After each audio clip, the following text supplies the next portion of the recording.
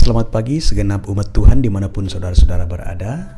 Mari bersiapkan hati kita untuk mendengarkan firman-Nya. Mari berdoa.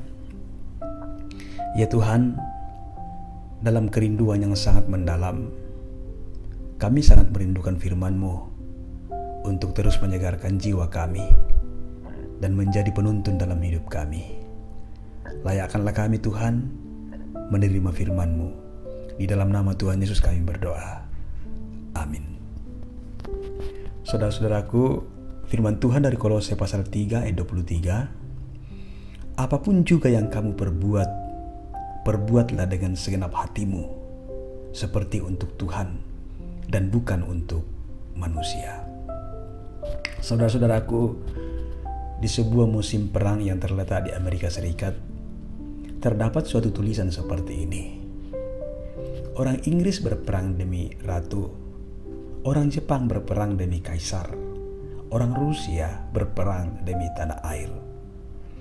Ketiga kalimat di atas mau mengatakan bahwa mereka melakukan didorong oleh motivasi masing-masing.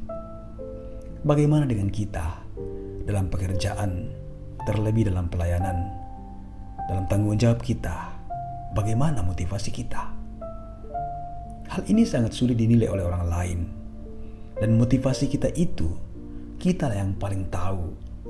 Semua motivasi yang keliru pastinya akan berdampak sangat buruk.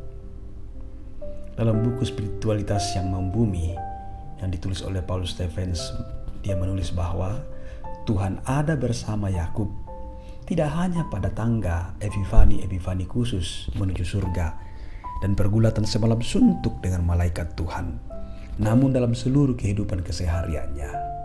Benar saudara-saudara bahwa kalau kita sadar bahwa Tuhan ada dan bekerja dalam seluruh kehidupan kita, maka kita akan terus berjuang melakukan yang terbaik dalam kehidupan ini. Saudara-saudara mungkin sering mendengarkan pepatah ini, do the best and God for the rest. Sebuah pepatah yang dimaksudkan agar kita melakukan yang terbaik dari diri kita dan selebihnya adalah bagian daripada Tuhan. Kalau merasa tidak maksimal, kalau hanya merasa melakukan sedikit saja, kita akan kuat karena kita merasa bahwa Tuhan akan menyelesaikannya, menyempurnakan yang tidak maksimal itu. Tapi ini akan keliru dalam pemahaman teologi Kristen. Mengapa saya katakan keliru? Karena kalimat ini seolah-olah memberi kesan bahwa manusialah yang pertama berusaha dan Allah melakukan yang sisanya. Padahal dalam teologi Kristen, Allah lah yang pertama bekerja pada proses penciptaan dunia dan dikatakan bahwa semua baik. Sisanya adalah bagian manusia menjaga dan memelihara. Dalam keselamatan, Allah yang berinisiatif untuk melakukan penyelamatan bagi manusia. Sisanya bagian manusia adalah percaya dan melakukan perintah Tuhan. Sesungguhnya saudaraku bahwa kitalah yang melakukan sisa dari pekerjaan Allah. Allah bisa saja melakukan semuanya tanpa bagian manusia. Tetapi Allah begitu baik, mengundang manusia melakukan pekerjaannya. Ini hal yang sangat indah, bukan? Kita orang berdosa diberi kepercayaan oleh Tuhan dalam melakukan pekerjaannya. Bagi saya, ini hak yang istimewa yang Tuhan berikan kepada kita. Allah mengerjakan pekerjaan dengan baik. Bukan berarti karena manusia mengerjakan yang sisa, maka manusia bisa bersantai-santai saja. Melainkan saat Allah mengundang manusia dalam berkarya, melakukan pekerjaan Tuhan, maka manusia harus melakukan semua pekerjaan yang dilakukan dengan baik, entah di kantor, di tempat usaha, dalam relasi dengan keluarga dan sesama. Semua dilakukan dengan baik untuk kemuliaan bagi nama Tuhan.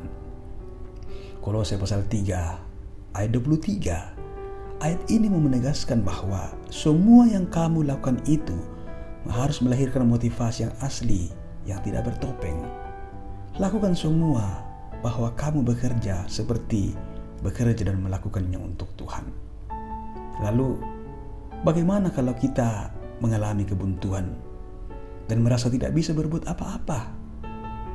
Ingatlah bahwa Allah terlebih dahulu bekerja dan meletakkan kekuatan dalam diri kita.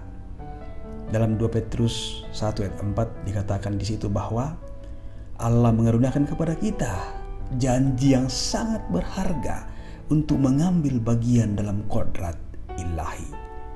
Godly nature, hati yang baru, hati ilahi yang Tuhan tempatkan dalam diri kita sebagai manusia baru untuk menjadi daya dorong yang kuat untuk melakukan yang terbaik dalam kehidupan ini. Saudara-saudaraku, kita melihat bahwa Allah terlebih dahulu memberikan kekuatan kepada kita untuk menjalani kehidupan ini. The rest bukan berarti sisa yang tidak berarti, melainkan the rest adalah ungkapan syukur kita bahwa kita diundang untuk aktif terlibat dalam karya penyelamatan Allah untuk melakukan pekerjaan Tuhan. Tuhan akan selalu ada, siap melakukan yang terbaik, dan the rest-nya adalah bagian kita.